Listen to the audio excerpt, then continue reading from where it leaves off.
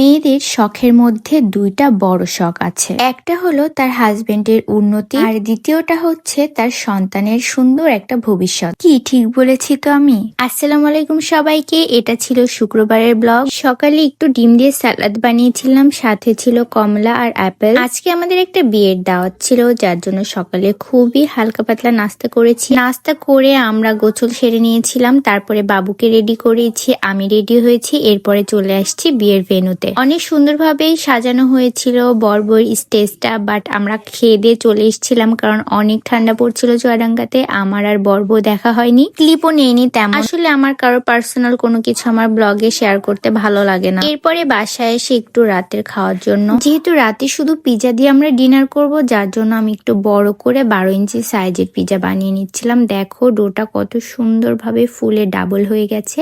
এখন আমি একটু হাত দিয়ে চেপে চেপে পিজাটা তৈরি করে নিব। আমি সবকিছুতে একটু প্রাইভেসি রাখতে পছন্দ করি, যার জন্য আমি বিয়ে বাড়িতে তেমন একটা ক্লিপ নিইনি, কারণ ওখানে আমি ছাড়া আরো অনেক মানুষ ছিল। সবাই তো আর ক্যামেরার সামনে বা যে কারোর ব্লগে আসতে চায় না, যার জন্য আমি অত একটা ক্লিপ নিই না। শুধু বিয়ে বাড়ি বলেই না, আমি যেখানেই যাই না কেন আমি আমার আশেপাশে মানুষের প্রাইভেসি রাখতে পছন্দ করি। অনেক করে টপিংস দিয়েছি, পিৎজাতে চিজ দিয়েছি। আমার বাসায় যে টপিংস গুলো অ্যাভেলেবেল ছিল ওগুলো দিয়ে আমি পিৎজাটা করে নিচ্ছিলাম, আর পিৎজাটা কিন্তু অনেক বেশি মজা হয়েছিল।